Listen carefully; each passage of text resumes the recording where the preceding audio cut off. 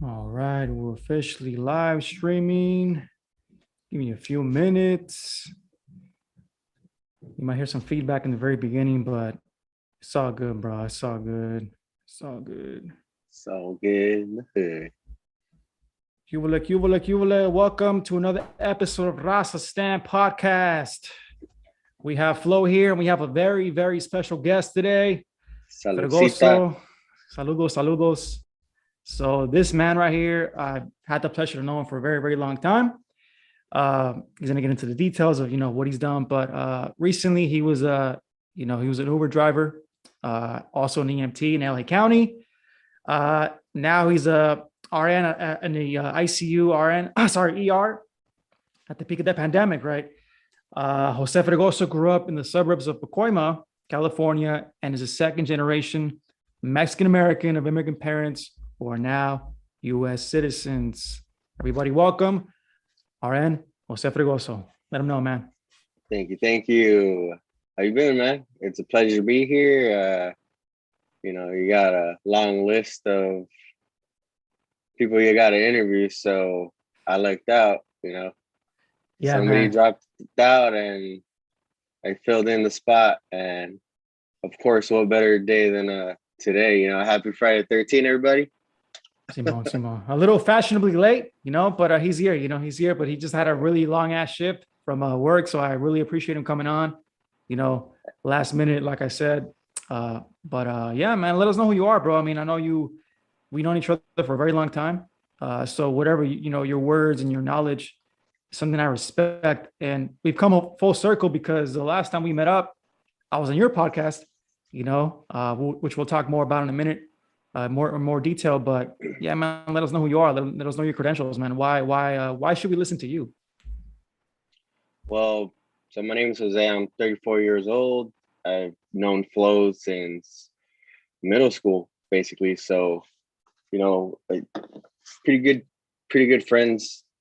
And like Flo was saying, climbed up the ladder, went to CSUN, got a degree in film, and then after that, decided to change course and went into the medical field. Started off as a EMT, as the media likes to call us, first responders, because we're first on scene usually, and did that for 5 years in LA County. So I did that from 2014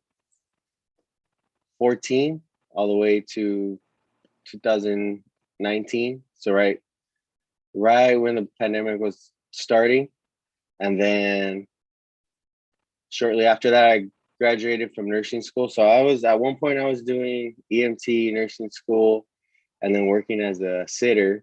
And a sitter is basically working in the hospital, making sure the patients don't act up.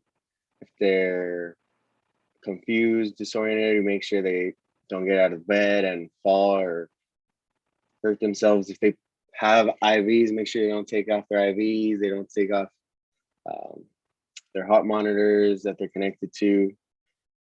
And just basically babysitting, trying to get that experience so my resume looked better. So when I graduated, I had a better potential to get a job. And as soon as I got out of nursing school, I started applying jobs. Went to West Coast here, graduated there. And I got picked up in the ICU because nurses they were either quitting because it was just too much for them to handle. They were getting sick, and they weren't getting sick or quitting. They were retiring, and they were short staffed as it was. So I got picked up straight out of nursing school, and I basically jumped in the deep end of the nursing pool because ICU is probably the most challenging out of all the units. You're dealing with a lot of invasive tools that help the nurse monitor and the doctor monitor the patient. A lot of them are ventilated. They're not awake. They're sedated on a lot of heavy pain meds. And you're basically there doing everything for the patient, training the patient every 2 hours. And I learned a lot from that. And shortly after being there for 5 months, I got hired in the ER. So I've been in the ER now for about 4 months now. And it's almost going to be a year already that I've been in the nursing role, and it's been awesome. Been learning a lot. I'm always going to continue to learn, and I've seen a lot of stuff, especially in the ICU, man. And because when I got started in the ICU, it was December 2020, and I went in from December 2020 all the way to June. And around the end of December to, I want to say, the beginning of March, it was the highest, the peak of the pandemic. And the ICUs are usually 2 patients for every 1 nurse. But because of such an unprecedented flow of patients, they had to go out of ratio, meaning that now we had to take care of 3 patients to every 1 nurse. Wow. And that's a huge load. 2 patients are a huge load, especially if they're highly sick.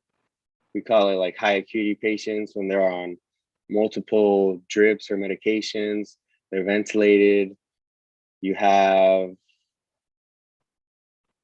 sedative medications and like fentanyl, hard pain meds, just to keep the patient stable and comfortable, so we can go ahead and provide whatever protocol the doctor wants to have the patient on. And a lot of our COVID patients, they were older, but the ones that really hit you were the younger ones. And I saw a patient there that was my age, 34-year-old,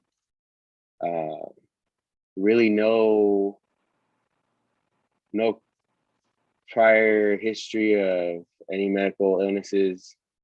He just got to a point where his oxygen levels were below 94%. And once you start getting into the 80s oxygen saturation, 70s, you got to make a choice to either ventilate you to continue helping you breathe, or just try to give you as much oxygen. That's getting somebody on the ventilator is the last resort. But people were coming in with their lungs just blown out from the COVID, and you don't have lungs, you can't breathe no matter how much oxygen you give them. So the ventilator is like high flow oxygen, and it changes your mindset. The public doesn't see a lot of what we see. So working in the ICU gives you a different perspective. And I don't really listen to the media anymore, because it kind of skews the way reality and the real world is, because the media isn't in the ICU. A lot of people talk about it without seeing firsthand what we're seeing. And I wish a lot of people could see it, but it's obviously not a reasonable thing, and it's not possible. I think especially in the beginning, they weren't even letting the family members of the deceased be there with them. Can you imagine, just going out by yourself? So I think that was some of the hardest things, or the toughest thing about being there in the beginning, where just family members couldn't see. Later on, they started letting them in, but it was tough. However, there is light at the end of the tunnel, because there was some people that I didn't think were going to make it, that were 300 pounds overweight, and they're on the younger side, but they made it, man. From like being unconscious to slowly being extubated, starting to talk, and we're able to get out of the ICU, and hopefully it changes their health decisions and start living a little bit healthier. Because if that don't change your life, I don't know what will. After going through something like that and surviving, it's like you have a second chance. So hopefully those patients that make it, have a change of health and diet and try and take care of a little bit better about themselves. Now you did mention, a couple of things. You mentioned weight. You mentioned, prior or underlying conditions. But you also mentioned testimonials of people that didn't fit that narrative, right? Because I read that the number of people who are hospitalized, who have been hospitalized, or have, died from COVID, about 78% of them are either overweight or, have some kind of underlying disease or something like that. So, yeah, like, and there's multiple factors, but obesity is one of the biggest factors that contributes to people getting into the ICU, and it just makes the body work harder. The more fat you are, the less oxygenation your body's gonna have, the harder your heart's pumping because it's trying to get through being able to perfuse your body. Perfusion is the oxygenation level being adequate enough for your cells to be getting oxygen so they can metabolize and continue to do their job. As we get bigger, all of that slows down. People that have diabetes also inhibits that. So if your sugar levels are up, it basically thickens your blood. So that slows down your circulation. Your blood gives you oxygen. If your blood's slowing down, it's going to decrease the oxygenation. Diabetes is the same thing. It's going to make it worse. So now imagine you have diabetes and you get hit with COVID and you're overweight. That's like three things going against you. And people that have diabetes, people that have autoimmune issues, or that are on steroids to try and keep that autoimmune on check, people that are going through chemotherapy, all those people couldn't go out because they were at a high risk, So, but yeah, obesity is something that here in America isn't addressed as well as in other countries. Actually encouraged now with the, Yeah, body like positivity, movement. when I saw that they were giving like in and out and like money, incentives, I don't know what else. Cervezas, Krispy all the Kreme. Mexicans. Yeah, they were trying to give free, and like I get it. You're trying to incentivize people to get their vaccine because the more people that are vaccinated, the less it's gonna spread. But I don't know how much it helped. I don't think it really helped that much because when somebody's set on not doing something, they're not gonna do it unless they change their mind doing their own research. And I learned a valuable lesson, like, trying to advocate on social media, try to inform on social media doesn't really change people's minds. It's kind of like just noise, I was trying to make the point around March, May, June, July of 2020 to one of my friends.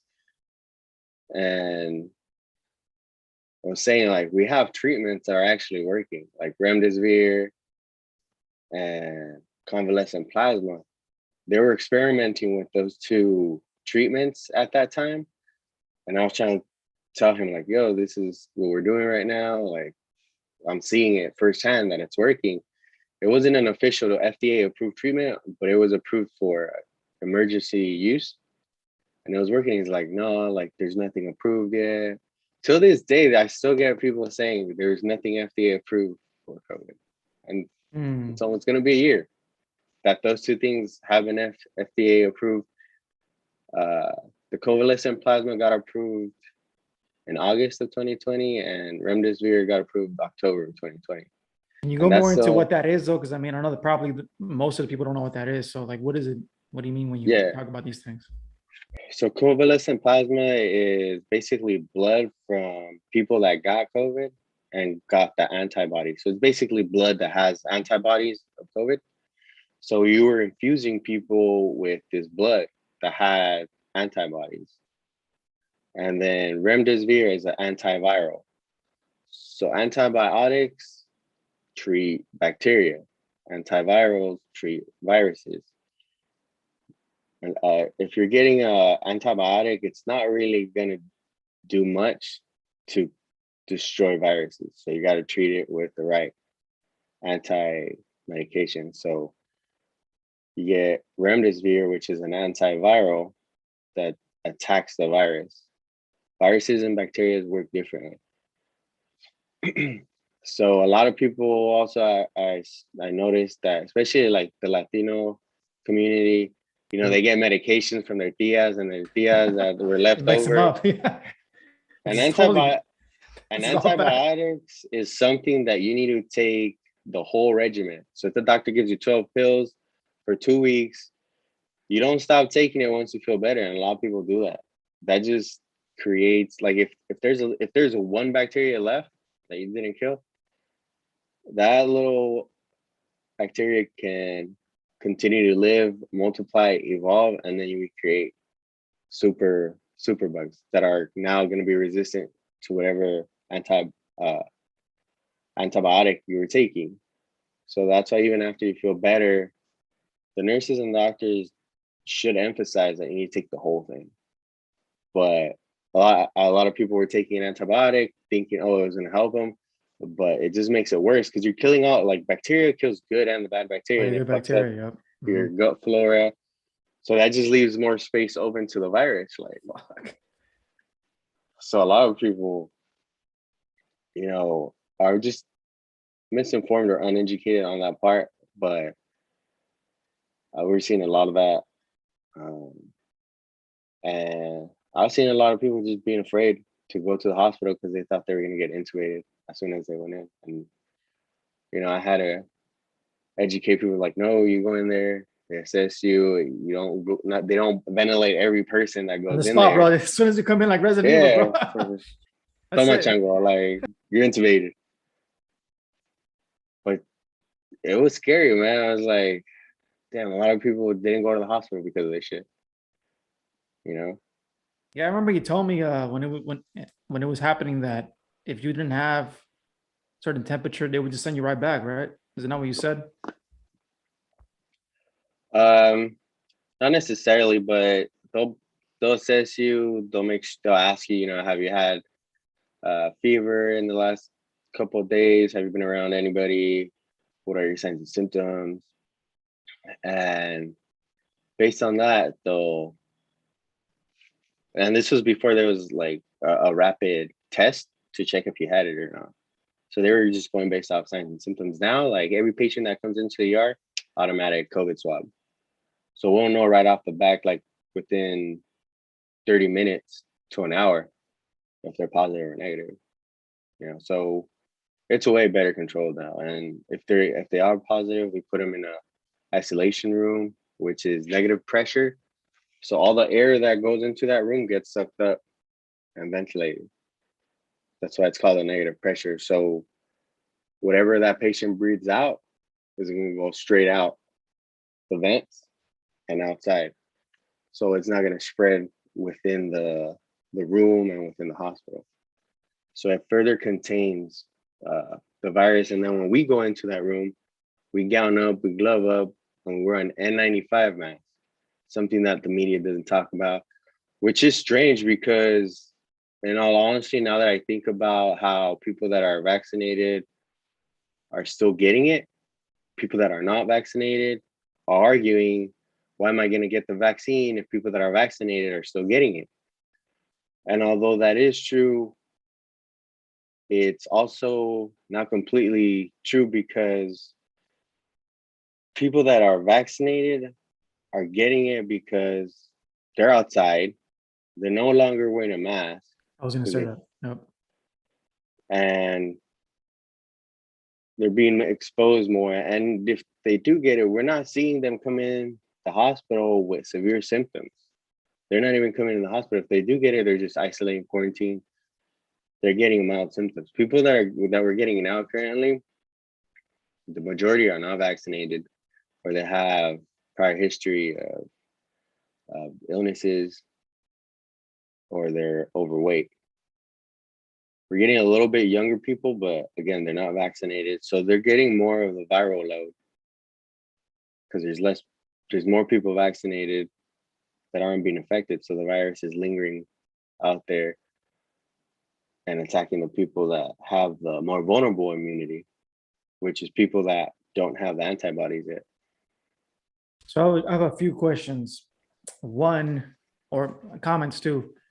You mentioned the people who got vaccinated, and I think this was the biggest misconception when people got vaccinated, was that they can go out there and pretty much live, carelessly like they were before COVID, right? And that's why I argue that, like you said, I mean, the spikes have gone up because a lot of these people are going out there, without masks, whatever, pretty much thinking they're invincible. And like a lot of people honestly think that because you got vaccinated, that's it. You're not going to get, initially thought, well, I'm not getting COVID. You would hear people say that I'm getting it because I'm not going to get the virus. And I'm like, nah, like that doesn't work like that. You can still catch it, but the data says that if you catch it, right, you're not supposed to develop the disease, right, of COVID.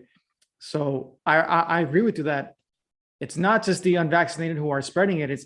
I would even say that it's more of those who, again, because a lot of people who are unvaccinated are still wearing the masks, at least if they, they choose to, if they respect,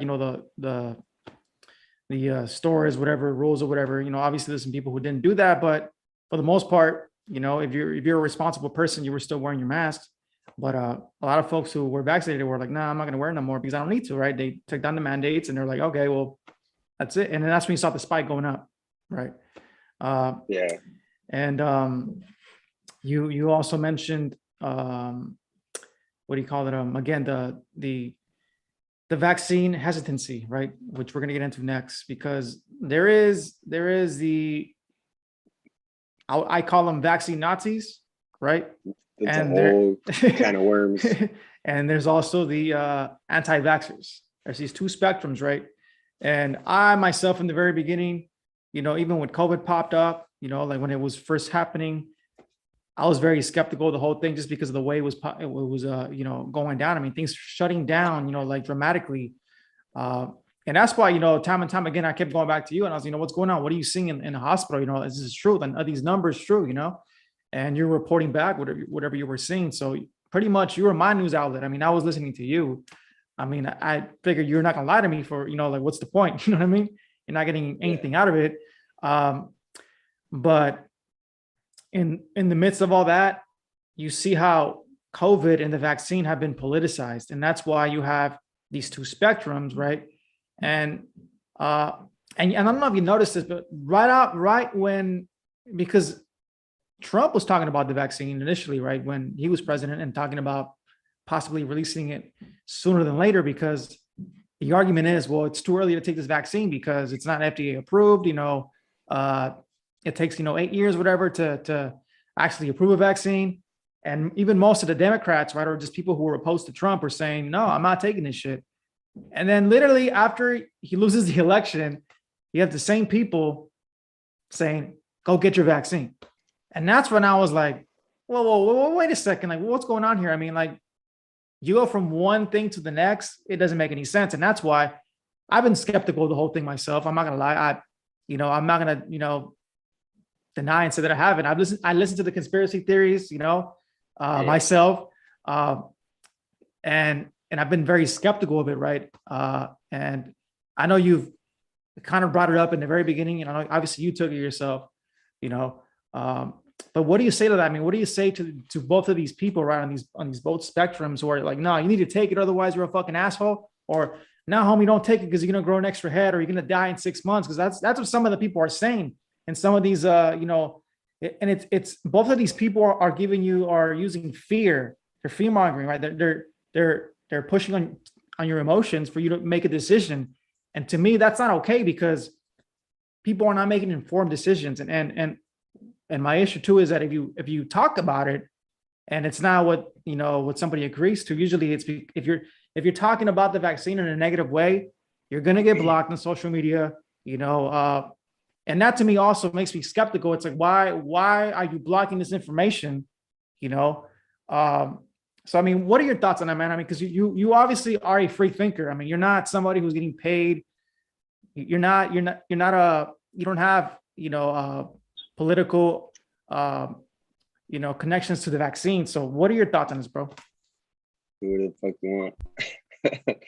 It's a loaded question, man. So if you're coming at me saying I'm an anti-vaxxer, first of all, I wanna hear why, and I wanna hear, okay, so where's the evidence that shows that this is actually happening? Like, I want to see an evidence-based study that says whatever he's claiming is actually causing that. If you have no evidence, then you're not credible. You're just talking out of who knows where. You heard it, you saw it on YouTube probably, and people on YouTube are not credible unless they have a doctorate degree or they're in the medical field, they're a nurse. They have to be a professional in some respect and have evidence for me to even give them the time of day to listen. That's why, like, as a medical professional, I don't need to listen to the media to know what is going on, because I'm in it.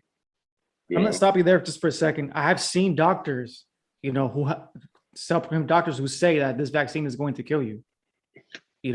So that's another reason why I'm asking you this question, because you have doctors who are saying, I don't want to come out, because if I come out, and it's not easy to find that information. I'm getting it from people that are super anti-vaxxers, and oh, look at this link, go check this person out, and they're giving you this information, right? They say, oh, I'm a virologist, I've studied, medicines for years, I've studied, vaccines for years. So it's like, okay, you have some kind of credibility, right? Like you said. So I understand if it's somebody just telling you, oh, I heard it on the news, or are making things up. But if it's a doctor telling you this, I mean, like, what's their motive? Like, what's the doctor, or what's an example of the doctor? Like, what was he saying? I don't know any off the top of my head. Because there's a lot of doctors that, the most recent one he was talking about, he said somewhere along the lines that every mask doesn't work. And that's, hold on, I'm getting a call.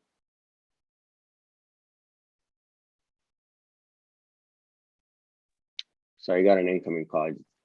Did it cut off? You're good, you're good. I mean, I was just able to see your name on it, but you're good. Yeah.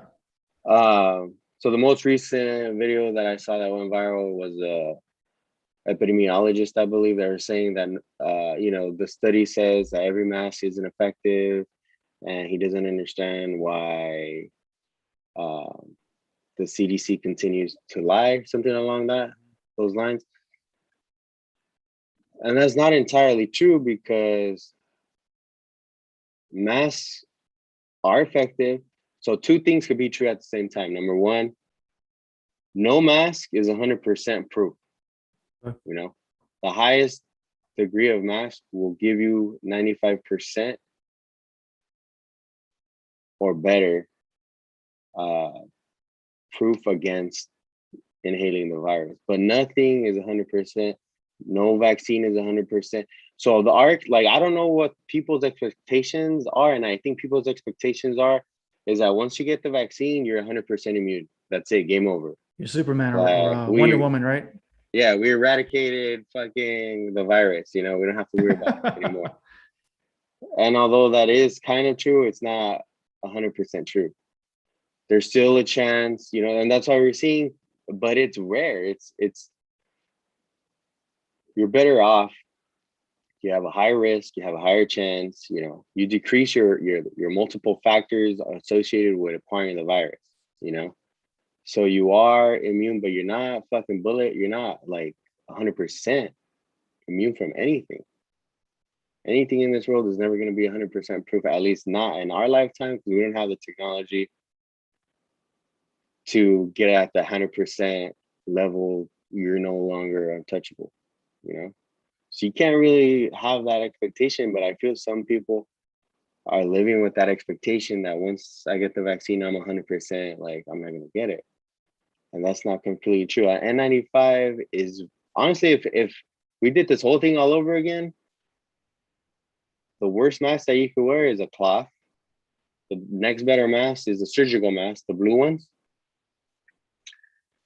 But that thing has holes. So in the outside in the air is easier to get in there. Those surgical masks work better indoors because there's less air. The N95s, first of all, that's what we were in the ICU. And that has a seal. It forms a perfect seal, and you have to get fit tested. Now, you can't just go to Home Depot and wear it and you're fine. You have to go in there, they fit test you, they put the mask on, they put like this hood over you, and they spray aerosol particle that tastes bitter, and they ask you if you could taste it. If you can't taste it, you pass the test, because obviously the chemical that's aerosolized isn't going through the mask.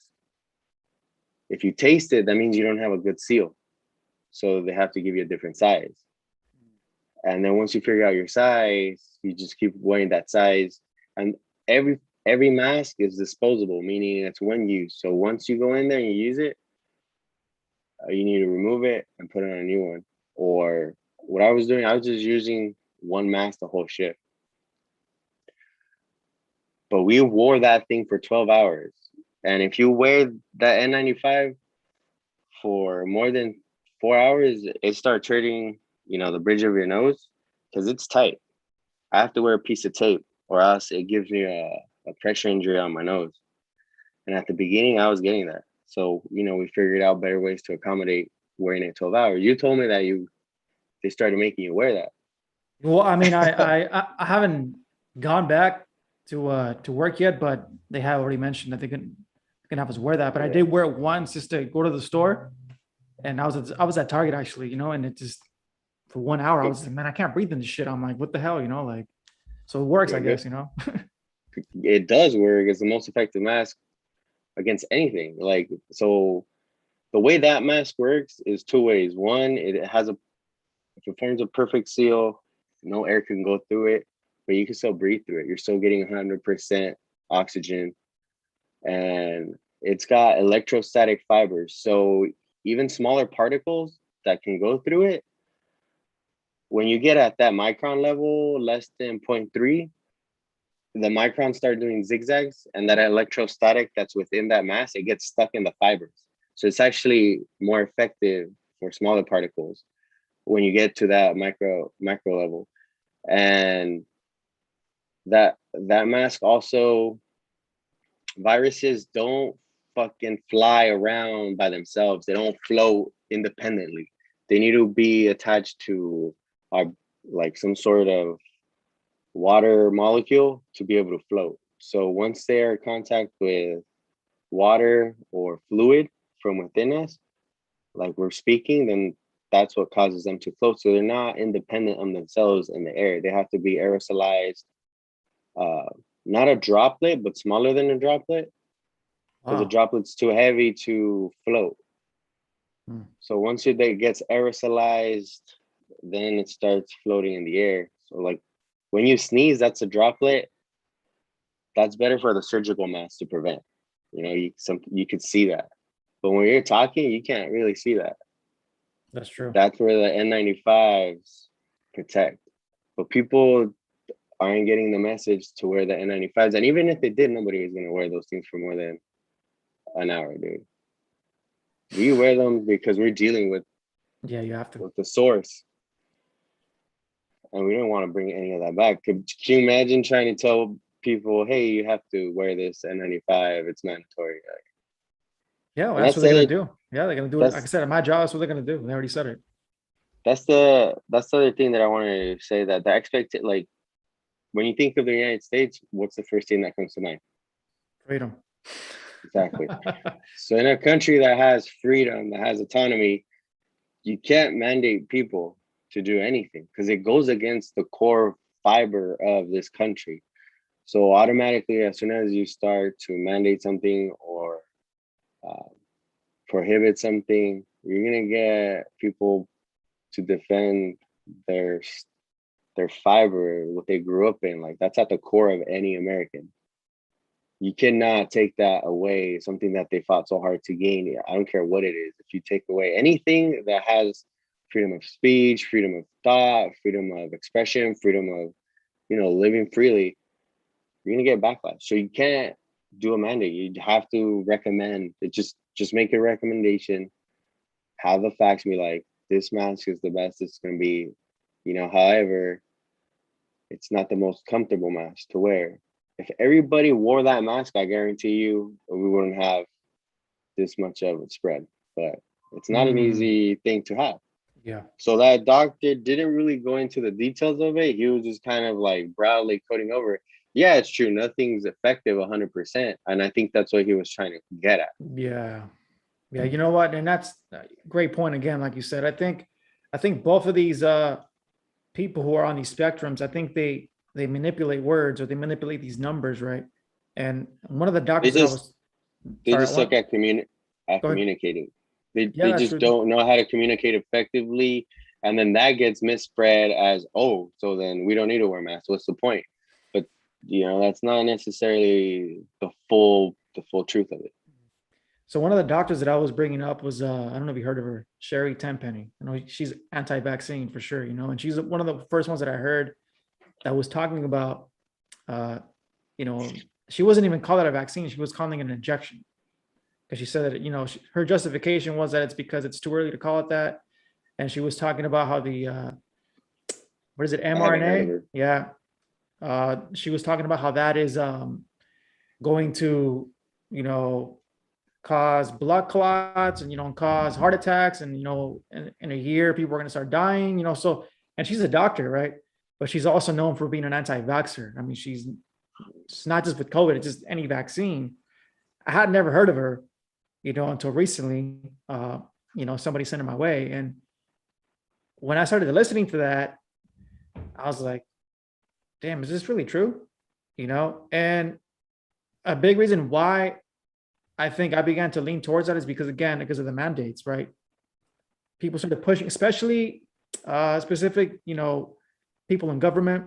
Uh, I saw the incentive, so I started to make these connections, and I'm like, maybe she's lying. Maybe she's not lying. Maybe she has a point, And then obviously you saw what happened with J&J, right? People getting blood clots, and that didn't help my skepticism already, So I was Bro, okay, like John it doesn't Johnson and help. Johnson got diapers recalled. Like I was telling people, I don't recommend Johnson and Johnson, but they were taking that one because of the convenience of it being one shot. A lot of people are deathly afraid of needles, yet they're all sleeved up and tied up.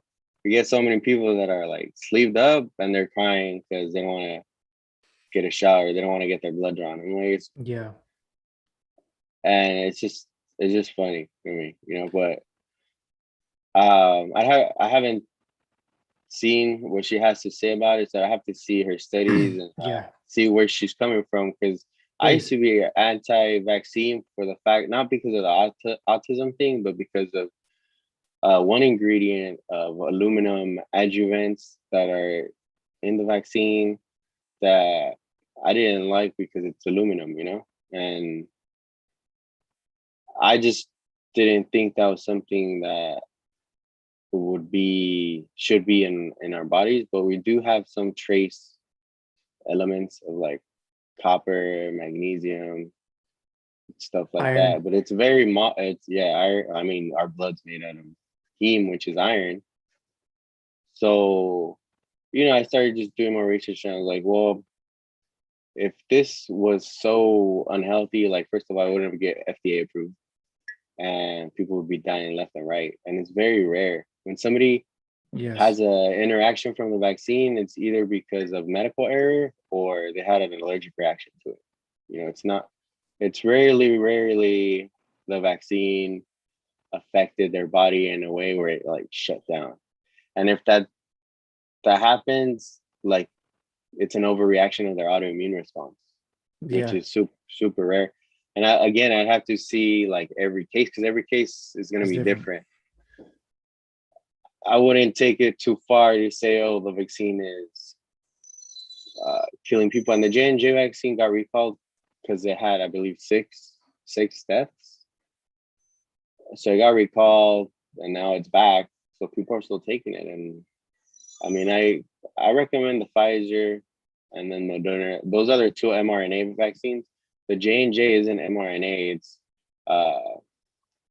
more on the lines of taking, the traditional route of vaccines, having part of the virus in a more vulnerable state, and they put it into another shell of a bacteria. So it's different. It's packaged differently than the Pfizer and the Moderna. And would you say that because of that new technology, that's why these vaccines have been more effective, or, I guess approved for emergency use? Because normally, like I said, I mean, they take 8 years, right, to be approved. But with this new technology, you're able to put them out, Yeah. in an This emergency. new So that's this that's been the argument as to why they're out there, right? yeah. So right off, I started doing research. Like, first of all, to see if it was true, if this was patented technology already in the works, that was true. So this methodology of curating a vaccine, it was first time in history of making a vaccine this way. But before they released it, there's been trials and studies, like thousands of studies with this methodology of taking the DNA structure of the virus and having it frozen, encapsulated. So it's just a blueprint. It's not even a weakened state of the virus. It's just the genetic coding, and it's just the spike protein code. That's it. It's not the full virus DNA. It's just the spike protein. So you're getting a piece of the genetic code of the virus into your body, the one piece that your immune system needs to remember, get a hold of, in order to deactivate the virus if it sees that genetic code again. So you're just getting a genetic piece of a virus into your bloodstream so your antibodies could recognize it and be able to identify it and neutralize it. That's it. So once I knew that, I was like, all right, so I'm glad I'm not getting the actual virus, or a weakened state of it. It's just a genetic piece of the virus, and that's it. And it's brilliant because you're giving a very minimal piece into your body of what it needs in order to neutralize a whole virus, and it's worked more effectively than anticipated. So I think they're going to be curating vaccines in the future this way. They were able to have a vaccine within a month, but because the FDA has such a lengthy process, it took a year for them to do huge trials and studies. And that's what takes the longest. There's 3 phases. The first phase is just in the lab, testing it to see if it works. And then the second phase, they test it on animals. And then the third phase is starts doing human trials. And if it passes all those trials with very minimal side effects and they deem it safe and it's actually effective against the virus, then the FDA will approve it. So it's not like it gets released right away, even though they had the technology already, but it's the trials that took the longest for it to be approved. All right. So now with that said, I mean, what you said sounds, convincing, right? I would say to most people, but you still have anti-vaxxers, right? And like I said, this individual that I mentioned, and they have the right. What would be their motive to? I mean, I get the right part, but what would be their motive behind pushing this over and over and over to tell you not to get vaccinated, especially in the time of a pandemic where people are dying? Well, the motive is the more people that are vaccinated, the closer we are to eradicating it. You know, if everybody's vaccinated, No, but I'm saying these people who you are don't. anti-vax though, like why would they push this narrative of don't get the vaccine Uh, because you're gonna die from the vaccine? I don't know. I have to see what they're like. Like I said in the beginning, you need to show me their evidence. If you don't have evidence, I'm not gonna believe you. I don't care. Whatever it is you're talking about. If you're coming at me with just your word of mouth, I'm not gonna believe you. Like I'll listen to you, give you my opinion, but I need hard evidence-based studies. You, it better not be a .com. I need to see edu or government because those are scholarly Mm, articles. Like anybody can publish an article on a .com, but it takes good point. you need credentials. You need to have some sort of professional background to publish things in a government website or a education website, like a university. Like these are people publishing studies. They're not talking out of their ass. There's actually studies behind it. There's money put into studies. It takes a lot of money to conduct a study, especially long term. Right now, the only thing I could say about the vaccines that it is credible is that we don't have any long term studies, so we don't know the long term effects of any of this. Like this is Yes. a huge experiment. Yeah, Okay, because there you go. That's a good thing uh, that you actually said that because that's what I think it is. You know, it's an experiment. Now, not to say that the intentions are not malicious. You know, I don't think they are, it's just an but unknown. We experiment don't know the is long term yes, effects. exactly. And I think that's why I would say that these people who are pushing against it are saying it's an experiment, and and they're giving you a specific date as to when people are going to die or they're going to start getting heart attacks or blood clots or whatever. And and when I first began to listen to them, I was like, man, like this is some scary shit. This sounds worse than the fucking virus. I mean, like, because the virus, I mean, if you catch it and you're pretty healthy, I mean, chances are you're not going to die from it. Now, if you have avoided the virus for this long, have not taken the vaccine, and then if this is true, then why would I want to take it? Right. That was my initial thought process. But Right. I've been more open to it. I'm trying to listen to different things. And obviously we're getting to the point where things are going to be mandated. Most places, most jobs, you already, for example, my wife, they told her, get the job or you're out, and Um, that's putting more anxiety into people's, bodies, yeah. and it's scaring them even more, like, and this is my issue with it too. Tell people the truth, give them the facts, and people will make the right You're decision, but not we're ready not for doing the truth. it. You're not ready. You can't handle the truth. That's probably what it is, right? But what do you think about that, man? You know, in the beginning, Galileo, all the philosophers, they said that the universe revolved around the earth, or the earth was the center of the universe. The earth was flat. These studies get challenged just like those theories got challenged. Some people get it wrong. These studies are going to get challenged, and every study should get challenged. And that's how the scientific method works. You have a theory, you publish it, and it doesn't become a truth until it gets challenged several times without it being incorrect. And then it becomes it no longer becomes a theory, it becomes like a standard. Yeah, and we're in a phase right now where there's so many unknowns. So what somebody thinks can be true now might get challenged and disproved. But it only gets disproved if that person has evidence to back up that his prior theory was incorrect. You can't just say, oh, that guy was bullshitting. It's like, no, there was some truth. Like back then, they used to believe a whole bunch of crazy shit, like the earth is flat. To this day, there's some people that still think You that. still think that, bro? And they'll give you like these legit like 50-minute, videos of us to why. Oh man, yeah, go ahead. And I think that just it's more of a virality thing and attention seeking thing now. because obviously that's not true, right? But there's like a cultish kind of thing, group, identity to this notion There it that is. Group identity, identity politics. flat Even with the earthers. vaccine, yeah, even with that, I mean, you have identity politics, and the reason why I bring this up is because most people who are anti-vax tend to be more right-leaning than most people who are pro-vax or not, or vaccine Nazis, as I like to call them, Yeah.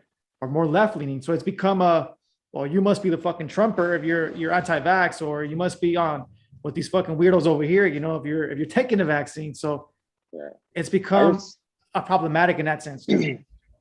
Yeah, and I don't like medical stuff being politicized because it doesn't help create conversation. It just puts more barriers up for conversation or for dialogue. Because, like you said, right, automatically, if you're an anti-vaxxer, you're a Trump supporter, and that's not true. You could be a Trump supporter and be pro-vaccine. You could be a Democrat and be anti-vaccine. So I respect anybody, free will, do what you feel is best, because every person's gonna think differently, have different experiences. There's some people that their grandparents passed away shortly after getting the vaccine. Like, Yeah. I didn't have that experience, but that experience is gonna make you not want to get the vaccine as much as somebody that didn't go through that experience, So everybody has autonomy, especially in this country. I've always been against prohibition or mandating anything because time and time again, there's studies that prove that prohibition, mandating stuff is counterproductive. It doesn't help getting people to follow you. So if you want to, there's this quote by Abraham Lincoln that says, if prohibition was a political way to make people do, like, if you want people not to do what you want, prohibit it. And then it's just counterproductive. I forgot the exact quote, but I get you. And I did a research on cannabis and weed, and I opened up my research paper with that quote because it stood out to me. And just like the prohibition era, it created organized crime, a black market. Same thing happens with when they prohibited marijuana. Anything illegal, you just open it up for people to take advantage of that. So the same thing's happening with vaccines. People are counterfeiting the cards. Vaccine passports, yeah. Or vaccine cards, yep. And they're selling them. Go to Margaret at the Park, people not playing. So, dude, seriously. So if you don't want that to happen, just have a recommendation. Don't mandate stuff, because you're just gonna create more of an issue. But it's all about votes. For once you politicize things, they're gonna the Democrats are gonna try and make policy that's easier for lower economically wage people, immigrants, people that are coming in here, like whatever benefits them. That's what the Democrats are going to try to lean forward, so they could keep those blue votes. Republicans are more anti mandates, prohibition. They're more free willing. Are you saying Republicans are better, man? Is that what you're saying? Like, for all the listeners, are you saying Republicans are better than Democrats? No, I'm not.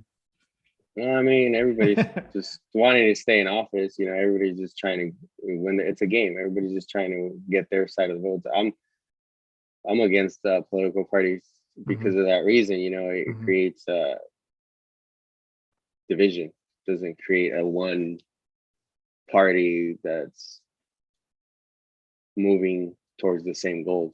Like, yes, each party has their separate agenda.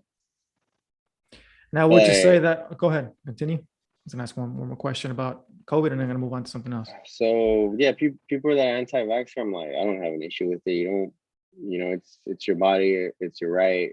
Do whatever you want, but just my recommendation. Like this, like research it before, and research multiple like studies. Talk to professionals about it before you make a final decision. Don't just right away make a decision on it without looking into it. It doesn't affect me. Even when the mask started, or like people were walking out there with gloves, I was like, it's so stupid. I canceled my gym membership subscription because they were mandating gloves. I'm like, Wait, what? you Where are you realize that? going? Where are you going to, bro? Huh? What gym is this? LA Fitness. I Oh. send them a long ass email. I'm like, you're mandating gloves. You realize that gloves are gonna get dirty if you're using them the whole time. Like it's not gonna. It's gonna make stuff the same. Just wash your freaking hands after you freaking use an equipment. Don't be mandating gloves for me to go use it to work out. You just come with me, bro. I got Planet Fitness. I can take you any day, for free. So let me know. So appreciate it. And people too, they were wearing gloves like in stores. And like, I just shook my head. I'm like, it's like useless. Unless you're changing gloves each time you touch something, it's useless. Same thing with masks. People. That's another thing that's contributing to this. Like when we locked down, the spread was still like there wasn't that much change because people were reusing the same freaking mask, hanging out, doing carne asadas in the backyard. Yeah, and the spread was happening from the houses now. Not outside. People were getting it from work, bringing it back. Because unless you're a medical professional, like you're not trained on how to use these equipment properly, how to change in and out from it properly, and it's one-time use again. A lot of people are reusing it. If you're gonna reuse it, you have to disinfect it properly, maintain it clean or as sterile as possible after each use. A lot of people are just keeping the mask in their car. It's cloth mask, they're not washing it. So that contributes to the spread. And the media says, oh, the vaccines are not working. Look, it's still proliferating, even with all these mandates, even with nobody's wearing an N95 mask. So of course it's going to continue to freaking spread. Not everybody's vaccinated, but the vaccines are working. I got COVID in December and I had a quarantine. It was not fun. And then a month after I got the vaccine, because I wasn't going to wait the 3 months they were telling me, because I was in the ICU. I'm like, I need to be protected as much as possible, as fast as possible. And after I got the vaccine, I haven't gotten any like symptoms. As soon as I saw there was a treatment in 2020, it was game over for me. I was like, all right, there's a treatment. I'm not worried about this thing anymore. Nice. So yeah, so that's something also that I wanted to ask you too. Treatments, right? Because I know that you mentioned, you sent me an article that talks about possible treatments, or even, taking care of COVID. Let's say you're home and you don't want to go to the hospital, or you don't need to go to the hospital, right? Some things you can do to get better, which is not common knowledge, and it's not also being spoken about. And I think it's really crucial, because if you can deal with it on your own, I mean, not to say that you can do it completely on your own. Obviously, if you need to be hospitalized, you need to be hospitalized. But if you don't need to, I mean, I saw that one of the things was vitamin D, and ironically, people were being told to stay home. Don't go outside. In the very beginning, it was like, don't even go outside and take a walk.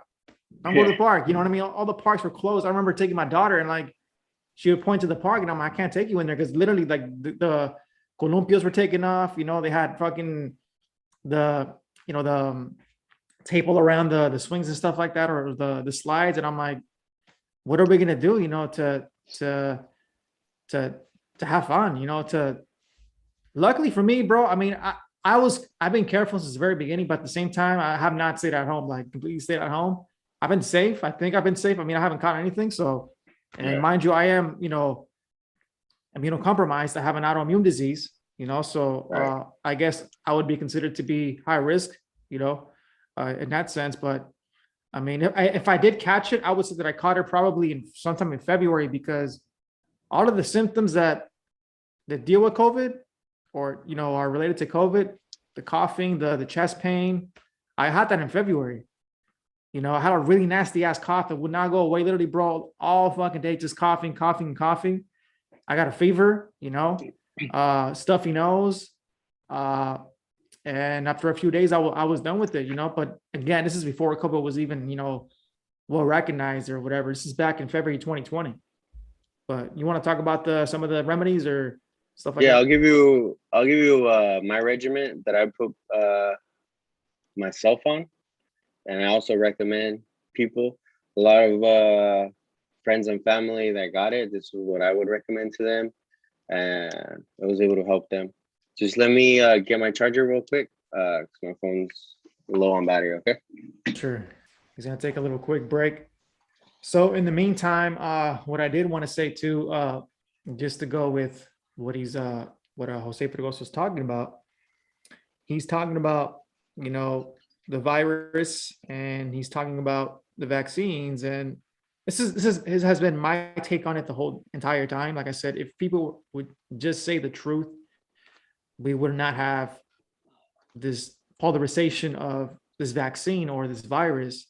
So I'm glad he's come on here and spoken on that, and luckily he's doing great. I've been doing great. But yeah, man, let us know when you're ready to talk about these remedies. There you go. Gotta Sideways. flip over to horizontal because the chargers. It looks better like that, actually.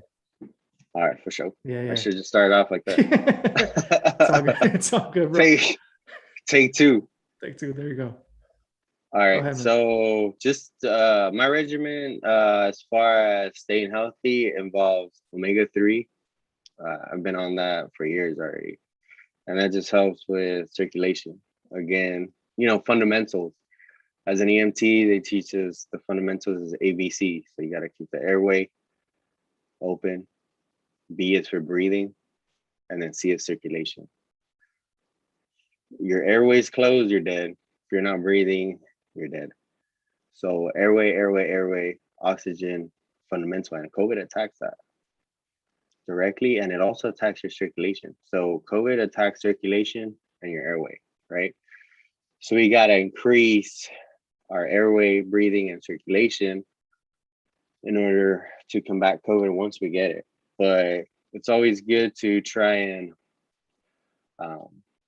strengthen your breathing and your circulation. So what's going to increase circulation? Cardio, right? So if you're able to walk, if you're able to jog, any exercise that induces your cardiovascular system, you're already going to be in better shape, which is the opposite of obesity, right? So if you're obese, you're already putting yourself at a disadvantage. Don't fat shame, bro. I'm fat shaming, live your life.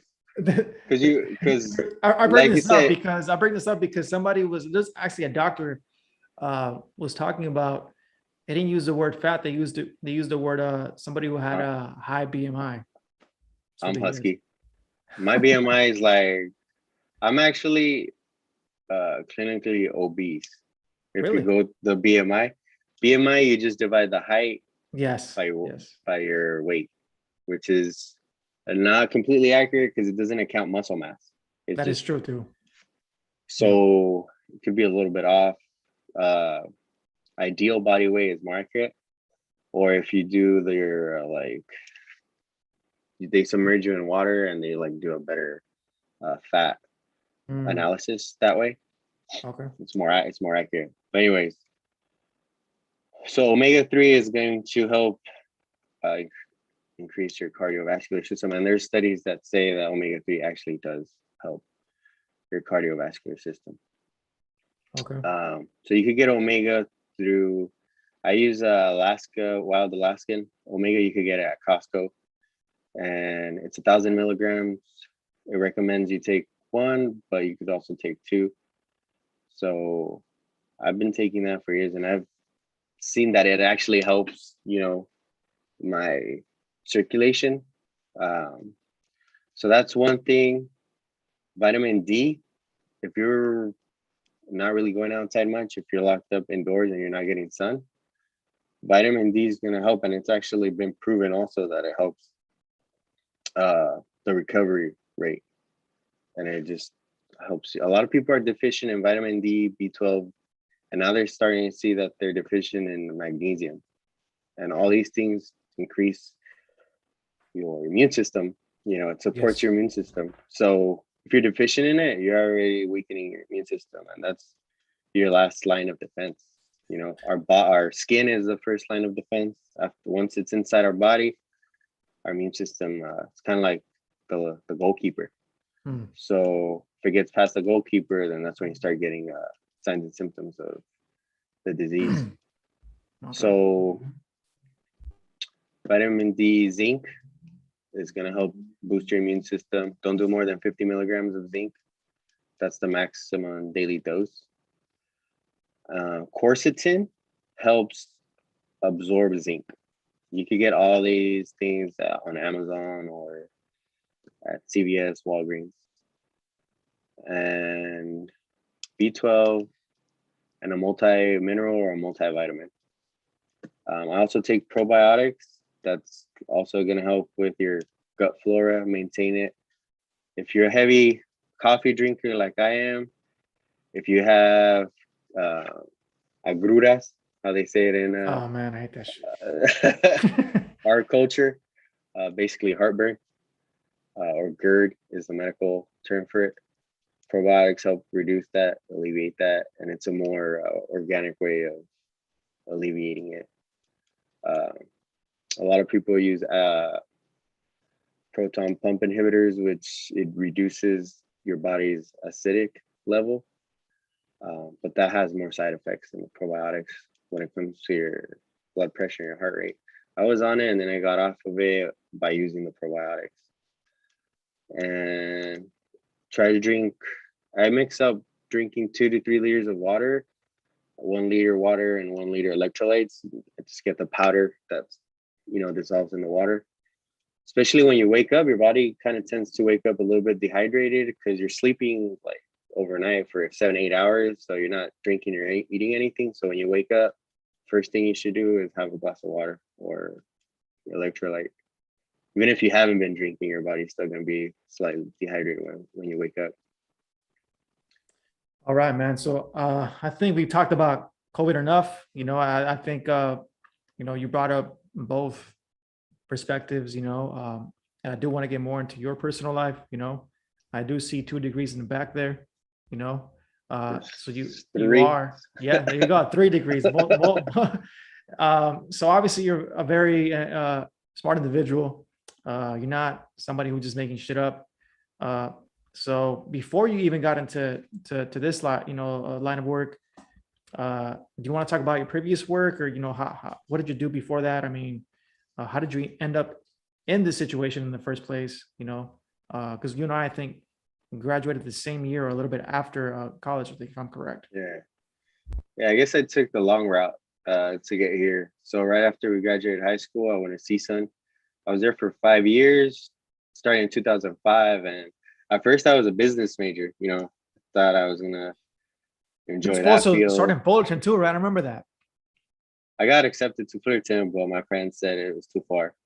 So I remember because I saw you at CSUN one day and I was like, what the fuck are you doing here? I was like, they're supposed to be Fullerton. But yeah, go ahead. Sorry. Parental said no. I was like, all right. But I still dormed, you know. Okay. Joined a fraternity there. So I still got the full college experience, dorming, getting involved in social clubs and leadership clubs there. I was a new student orientation leader. So I kind of helped the new grads orient as they were coming into the campus. I ended up going from business to a degree in multimedia and film production. Mm-hmm. So I wanted to get into like the video game animation production and film industry. So graduated with a degree in film in 2010. I actually interned for The Simpsons for a little bit. That was kind of cool. Wow. And then I worked on a couple of productions back when MySpace was on.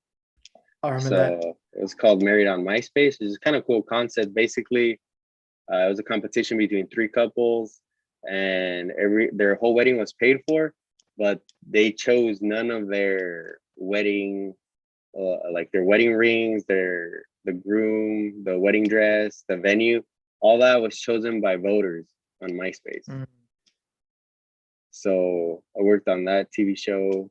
It was like a reality TV show kind of thing. And back like when I graduated, the whole like recession thing hit in 2008. So Oh, yeah. nobody was hiring. I I remember that like shit. got graduated in the perfect time. Like, hi, congratulations, you are in debt, but nobody's hiring. I remember my first year, bro, I couldn't get a job. I remember I was working at a dump. I was talking about that yesterday, how like my first year, literally working at a fucking dump. I'm not talking about like a shitty place. I'm talking about an actual dump. Yeah, I started So working as a driver, driving like print and paper supplies from a printing company to like various business locations. wow. Like for I think it was like $15 an hour. Back then I was a lot though. That was before minimum Yeah, wage went up, so I was making more there, but then as an EMT, because when I started it in 2014 as an EMT, I think I got started at like 11, dude. And a lot of people tell me like, oh, how do you because the uniform brings respect, like it looks cool, Yeah, but yeah, yeah, yeah. it's like if you're not trying to be more than an EMT, don't do it. If you just want to learn like survival skills, go to a freaking Take YouTube first aid channel class. or yeah, take a CPR class. That's all you need. You know, Oh shit.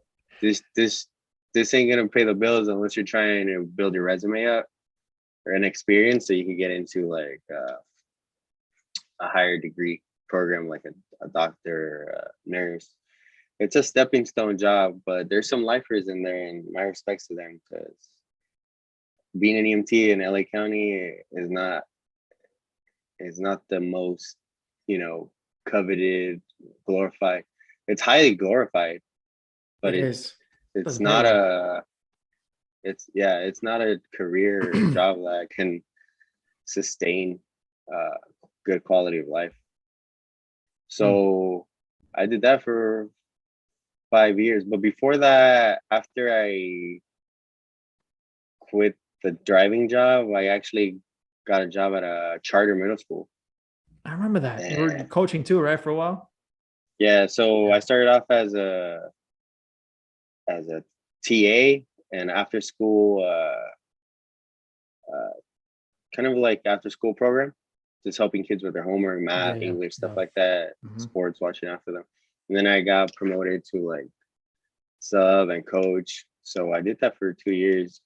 And then after that, I was just like, fuck am I gonna do with my life? Like, can't be Like, doing this shit for the rest of my life. So I just had like an existential like moment, reevaluated my bro, you live life, like my you live like five priorities. lives just with that, man. You live so many different careers just in fucking 10 years, man. I mean, so Bro. that's crazy. And I was like, fuck it, let's try LAPD. So I applied, did the written exam. I got past that. I passed the back uh yeah, submitted my forms, and then in the background interview, they were going over my stuff, like, oh, okay, you have a degree, cool. You did some weed, cool. Like everybody does that. We don't care about that. You know, you have like $12 in your bank account, cool. Like that's how much I had. Oh shit. And then he went to my driving record, and I had two traffic tickets. One of them was for making a wrong turn, and the other one for speeding. And he's like, you know, you have some traffic violations. And I was like, yeah, one of them's gonna expunge at the end of this year. And he's like, all right, cool, just reapply when that one's off your record. And I was Damn. like, all right, cool, peace. I'm not doing this shit. But I was devastated, because this was in 2012, before LAPD was under such scrutiny. Yeah, it was right before a BLM formed, I think. Yeah, Or right in the middle of it. yeah, back when they were still cool. I still And then after that, I applied for sheriff's. And right before you apply, they ask you, have you done like cannabis or, and I put yes.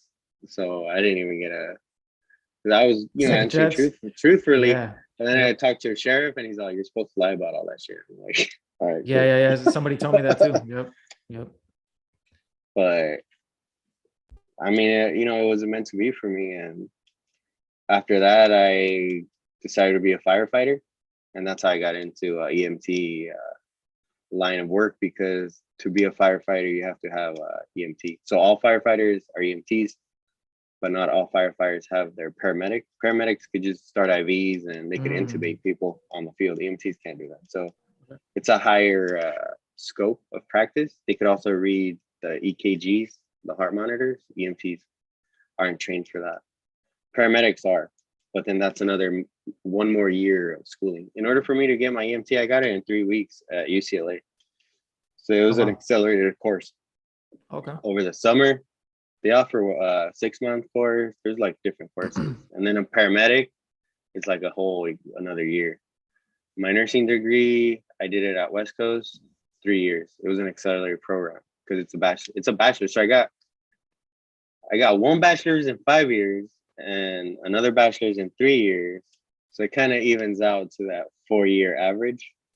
So if you combine them, I got 2 degrees in 8 years combined. Wow. So Well accomplished guy. I mean, you had a long road to where you're at now. So mad respect for you to be doing something that you can sustain yourself. Sustain yourself. For a long time, and you're doing a great thing with that.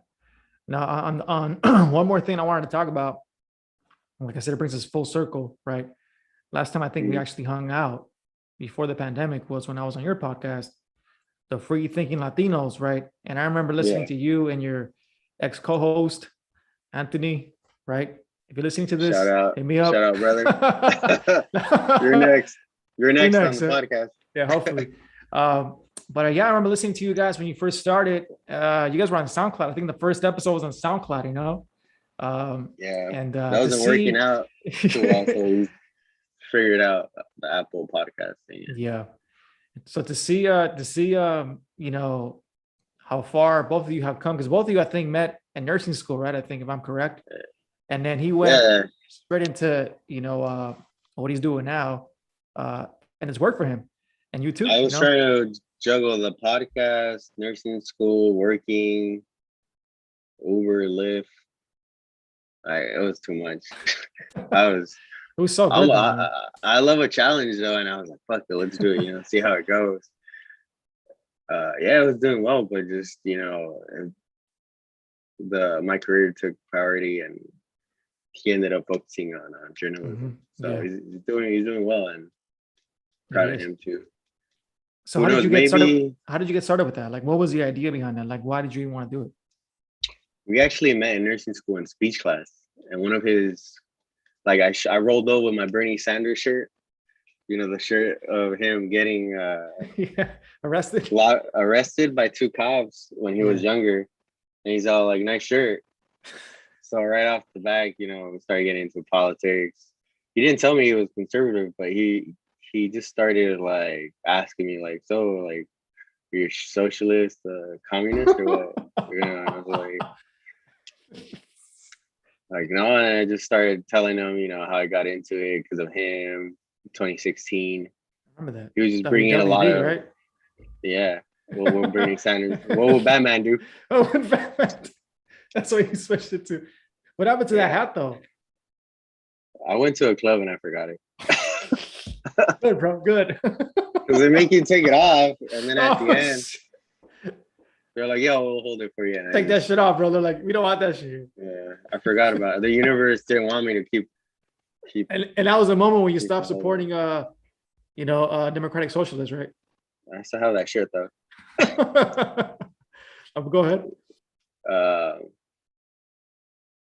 so yeah, we met in nursing school, and we just started, talking politics here and there, and we would go back and forth, back and forth. He was more conservative. I was more democratic or libertarian, and just every day, learning off each other, bouncing ideas back and forth.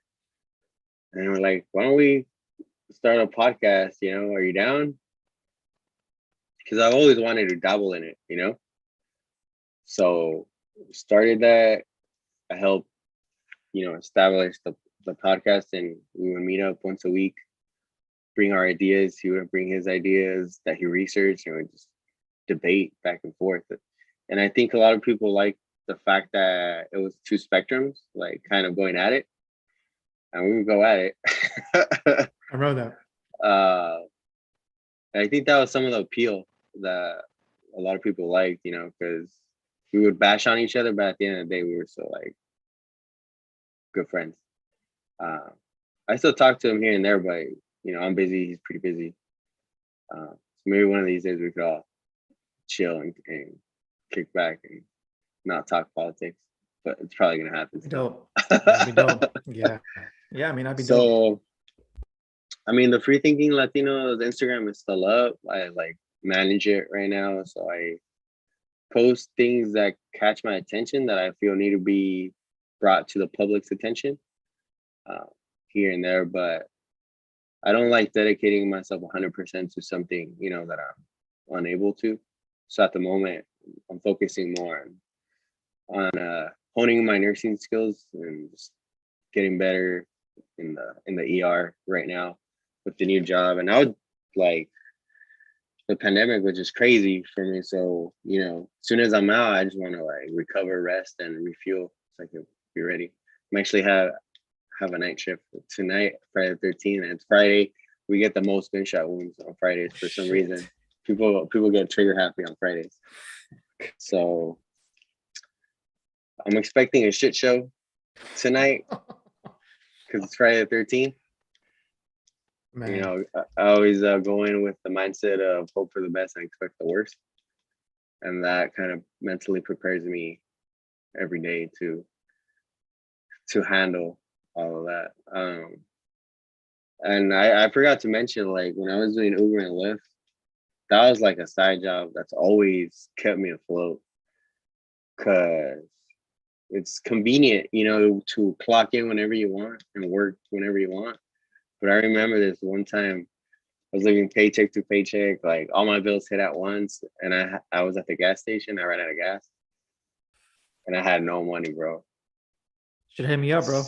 So there's a guy there, and he's like, "Hey, like, are you good?" And he gave me $5. Wow. So I was thankful, but coming up like that and working to achieve this from the bottom will always keep me humble, and I like to give back, here and there too. But definitely blessed and appreciate everybody out there that's trying to help one another, and just try to give back as much as I can now. Like, I'm in a better position to do that. So definitely a load off my back, and I never felt like I actually achieved success until I started working in the ICU and in the ER. Wow. And I would say you're the epitome of that, because one, just like myself, grew up in a economically deprived neighborhood, pretty close to each other, actually went to the same schools. And to see you go through that journey, right? I remember just, checking in here and there with you. Hey, what are you doing now? I'm doing this. You're always doing something new. And I'm like, man, this guy has hustle. I mean, like, I respect the fact that, if he's not content with whatever he's doing now, he's doing something else. So that fighting spirit to continue to want to do that. And that's why, I wanted to bring that story to light, because, somebody looks at you now and say, oh, wow, this guy's a nurse, like, you must have had it pretty easy. Nah, man, like, you've had a really crazy, life. Like a lot of us, who grew up in the barrio. And, another reason why I brought you onto the podcast is because a lot of our listeners, are more left leaning and more anti-American, right? Somebody asked me yesterday on my live if I was a proud American, and I was like, yeah, I am. I don't think they expected that answer, right? I had an Aslan nationalist a couple of episodes ago, to see the difference. Obviously, you and him, and he's also from the Valley too. Actually, I think he grew up in San Fernando, Pacoima. Actually, Yeah. I never seen him, but I mean, I know he that's what he said. But you're another inspiring individual that despite the challenges, despite uh, these even your story about with a degree. I mean, you had no money to put gas. I mean, but still continue to move on and eventually get to a place where you feel comfortable, with your life, financially, and not just financially, but I mean, you enjoy what you're doing, and you can tell you care about it because you're obviously knowledgeable about it. It's not just a job to you. You're not showing up just to work, uh, so you're the epitome Apparently. of the American dream, bro. I mean, whether people like to say that it doesn't exist anymore or it's never been for us or whatever it is. I mean, you're quote unquote doing it in the system that quote unquote was not made for us. Yeah, you're still succeeding. So what are your thoughts on that? It's all a mindset. I mean, I used to think that the United States was responsible for the hardships in third world countries. And there's just not a lot of evidence to prove that. Again, ask why 5 times and you'll reach the answer as to the core root of it. Although there are some factors, contributing to it, is not one of the biggest factors. And you can't deny that living in the United States has given you more opportunities than if you would live in another country. I have family in Mexico and they're successful, but I also have family in Mexico that aren't as successful. There's people here you could say the same thing about. So number one, you have to have the environment to thrive in. And number two, you have to have the ganas, the will, the motivation to make something out of yourself. And some people aren't built that way. Some people are comfortable in just living paycheck to paycheck on welfare. Some people prefer to be homeless. We just talked about that yesterday, bro. What was the issue yesterday? Homelessness. And I feel like there's only about 10% of people that truly, truly, truly love having that autonomy, that freedom, because that's true freedom. You're not attached to any bills. You don't have to worry about mortgages, and the government's giving you money. I looked up Social Security earnings for somebody that never works in their life, and they still get $400 a month, even if you never worked a day in your life after you retire. So you retire at 62, which is the earliest, you get $400 from Social Security for not working ever, which I thought was interesting. If you could figure out how to live off $400 and you're happy, Show me. why not? Show me. It's not gonna be the best part of your life, but if you're truly happy and you love, like, I'm not gonna tell you don't do that. Like, that's what makes you happy. Like, go ahead. We just have to figure out how to facilitate that methodology of living life in a way that it's safe for the public and it's safe for that person. I don't think we have figured that out yet.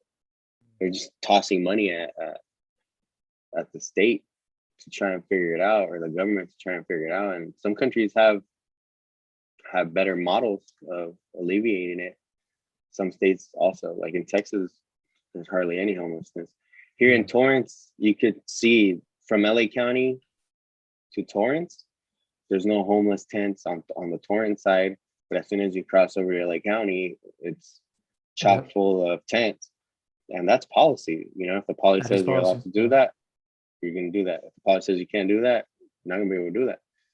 So, policy affects what people can do and cannot. So it's not just, it's a little bit of both. And I think people need to start paying attention a little bit more on these things so we can vote a little bit more consciously, healthier. But a lot of people also, don't really, they just let the majority of people decide, because I think that the mindset is that the majority of people that are into politics know more. So let's just have them vote on behalf of me because I'm too lazy to do my research or do my work. But eventually, hopefully, they get fed up with what they're seeing, and then that makes them get into politics a little bit more. Your podcast doing a great job of informing people because we're day-to-day people. We're like we grew up from nothing to now achieving something, a career. So we're proof that it's possible to achieve the stuff. And I didn't even talk about my photography. I was also doing that I was gonna mention it too. And I see something that I enjoy and I love, and I like get sucked into it. Like I might dabble in like anything. I'm not afraid to challenge myself if it's something that I'm passionate about or I feel like I'm gonna enjoy. Yeah, man, you're like that knife, bro, that you pull out and has all the different types of knives, pretty much do a little bit of everything. Swiss Army knife. Yeah, pretty much. Yeah, I mean, I like figuring out puzzles. Even from when I was a little kid, I always loved making those thousand puzzles. I don't know what it was about it, but I just love the challenge. Like, if you tell me I can't do that, it makes me want to do it more. There you go. All right. Any closing remarks? Any closing shout outs or anything you wanted to say before we close it out? Just want to say thank you. I appreciate the chance to finally get on here and talk about it. Sorry, I was a little bit late, everybody. A little? Well, I started fashionably late, Latest of all time. So, I was like calling you the latest of all time, bro. Breaking records. There you go. In all areas. Yep. But I just want to tell everybody over there, you have full autonomy in this country and don't let people tell you what to do or what not to do. However, I challenge everybody to really research through scholarly articles that end in .gov or .edu on any subject. There's so much wealth of education and knowledge on the internet that isn't the media, that isn't viral shit, because viral shit and media stuff is not gonna have the full picture. They're just gonna give you what's gonna go viral, because that's how they get exposure. That's how they get PR. The more people share it, the more I see it, the more traction they get. And if you really want to know stuff, the truth, you look up studies and evidence-based study, and being compassionate, be respectful to other people, kindness, live life through that, and nobody could bullshit you. Always ask questions, and I challenge people to try something that they've never done or go places that they've never gone before, because that opens your mind also, like, to novel things. So that's something that I want to do like a lot more next. It's going to be my next avenue, is just traveling a little bit more, and who knows what am I getting to next. But Great words, man. Great advice. Where can people find you if they want to ask you questions, because you had a lot to say today. I'm sure that we could have gone for another 2 hours, but obviously I want to respect your time, because you got to go to work pretty soon, and I want to make sure you get your food or whatever you got to get. But where can they find you? You just reach me on my Instagram, GamerJoe05. That's my personal account. Feel free to ask any questions, and if I don't know it, I'll find it. You don't know it, you're just gonna leave them on scene, right? I'm leaving on red for a couple of minutes. If I do leave it on red, it's because I'm at work or I'm passed out. Saving lives, But sleeping, getting my rest, but eventually I'll get back to you. Within 24 hours. I love helping people out, especially when it comes to medical questions or anything about their health. So yeah, I mean, feel free to shoot me any type of questions regarding anything that we talked about or anything in regards to COVID or any other health questions that you might have. And if I don't know it, I could direct you to somebody that is more experienced in the area with whatever respect your question is. For sure, for sure. Appreciate it, bro. You might get a couple of DMs after this episode, so I apologize if you get like 20 DMs, I encourage but it. if you don't get back to him, if he doesn't get back to you, I will let me know so I can let him know, hey, what's up? What's going on? There you go.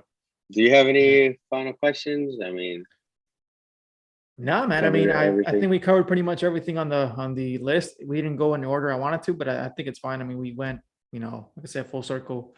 But I want to thank you too for coming on. Like I said, last minute, again, I had somebody else that wasn't able to make it. So I'm glad that, you had this day off. I mean, not off, but I mean, this time I had the day off. It worked out.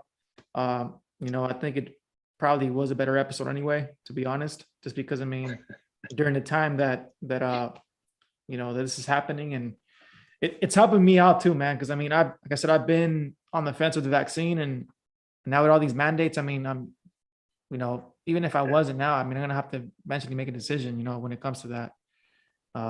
And I have a family to take care of, bro. I mean, so I have to make a decision that's best for my family. But you want to say something? Oh yeah, I was just gonna add that if you don't get vaccinated, some businesses are firing people. Supposedly. Yeah. That's what. Yep. How's your business treating? No, they've been good. They've been good about it. They've been trying to get you to get vaccinated, but they're not mandating it yet. They're not. I mean, I'm sure they're probably going to do it eventually, I doubt it'll ever get there because I feel it goes against it's unconstitutional.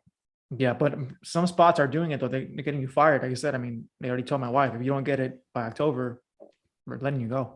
Yeah, that's the thing with businesses. They're kind of seen as an entity. Yeah. So they could manifest their own laws and legislations. Exactly. Until it goes to the court, which pretty sure it'll deem it unconstitutional and it won't be able to do that anymore. Yeah. But hopefully it doesn't get to that point. If you do work for a company that makes you mandate stuff like that, it's not cool. The leadership behind that company isn't the best. That's all I'll say. I agree. I agree 100%. That's why I work where I work, man. They've been pretty lenient with it. They've been doing their best, to keep everybody informed and safe. And that's why I'm working from home, and I've become a YouTube star, in the last year and a half, but I'm playing. I'm proud of you, man. Yeah. Appreciate it, man. Appreciate it. Keep it up. Yeah. And hopefully you get some cool people to interview next. And I look forward to seeing your episodes as you produce them. Yeah, man. So on that note, like I said, thank you very much for coming in here, giving us your time. If you want to follow me, my personal page is FlowDCM. If you want to follow me at rasa.stan podcast, that's the podcast page. We also go live on Thursdays. We have specific topics, and on that, on those lives, we actually allow listeners to come in here and actually, give us a 2 cents for a few minutes and have a, free conversation, not, me yelling at people and stuff like that. I don't really do that anyway, but sometimes I do yell at people, but never on the lives though, never on the lives. Always just behind the curtain. It's behind the curtains. That's what I do, No, but anyway. Oh man. So did I skew your, I guess, perception on the vaccine at all, or are you still? No, I think I was already leaning towards probably yes, but I wanted to hear from somebody who I respect, somebody who, is not going to lie to me. I mean, you have no reason to lie to me. You're not gaining anything from it, and I know you've been pretty consistent with it. You've taken it, I mean, you're healthy, for the most part. My parents got the Moderna and they're fine. Yeah. It takes a load off your back, Yeah. for them. And my dad has diabetes too. No shit. he got it too, but he luckily, thank God, he didn't have any like, you know, strong symptoms. He had like a fever for a day, but Tylenol took care of it. That's another thing that people should just have on deck: Tylenol Yeah. to reduce fever. Yeah. I mean, I think that's my biggest fear. Not that I don't want to get a fever, but with the kid, they're gonna be like, "Daddy, what's going on? Get up, Daddy, get up." I'm like, I'm not looking forward to that. You know After what you I mean? get after you get the vaccine, it's some people don't get no symptoms, I but hope. it's expected for you to, like, your natural response is activated. Mhm. So just have aspirin and Tylenol on deck just in case you need it, but don't take it before you have any of those symptoms. And All it right. goes away after 2 days. Doesn't last more than that. For sure. I'll definitely take the time off too from work. Yeah. I don't Definitely want to do take 2 anything. days off. Yep. All right. So on that note, this is Flo from Rasa Stand Podcast, and we got Mr. Fregoso. Thank you very much again for coming on here and letting us Thank know you. this information. But like I said, Yeah. Rasa Stand Podcast, take a stand to understand. Peace out, gente. Cheers.